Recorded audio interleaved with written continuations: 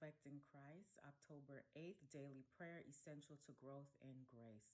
1 Peter 4:7, the end of all things is at hand, but be ye therefore sober and watch unto prayer. If we would develop a character which God can accept, we must form correct habits in our religious life. Daily prayer is as essential to growth in grace and even to spiritual life itself as is temporal food to physical well-being. We should accustom ourselves to often lift the thoughts to God in prayer. If the mind wanders, we must bring it back. By persevering effort, habit will finally make it easy. We cannot for one moment separate ourselves from Christ with safety. We may have his presence to attend us at every step, but only by observing the conditions which he has himself laid down. Religion must be made the great business of life. Everything else should be held subordinate to this. All our powers of soul, body, and spirit must be engaged in Christian warfare. We must look to Christ for strength and grace, and we shall gain the victory as surely as Jesus died for us. We must come nearer to the cross of Christ. Penitence at the foot of the cross is the first lesson of peace we have to learn. The love of Jesus, who can comprehend it? Infinitely more tender and self-denying than a mother's love.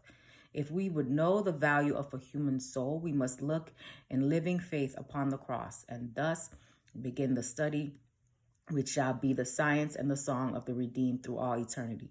The value of our time and our talents can be estimated only by the greatness of the ransom paid for our redemption. What ingratitude we manifest toward God when we rob him of his own by withholding from him our affections and our service. Is it too much to give ourselves to him who has sacrificed all for us? Can we choose the friendship of the world before the immortal honors which Christ proffers? To sit with me in my throne, even as I also overcame and am set down with my Father in his throne? Those who are working upon the plan of addition and obtaining the Christian graces have the assurance that God will work upon the plan of multiplication in granting them the gifts of his Spirit. Peter addresses those who have obtained like precious faith. Grace and peace be multiplied unto you through the knowledge of God and of Jesus our Lord. By divine grace, all who may climb the shining steps from earth to heaven, and at last, with songs and everlasting joy, enter through the gates into the city. Hope you have a great day today. Reflect Christ.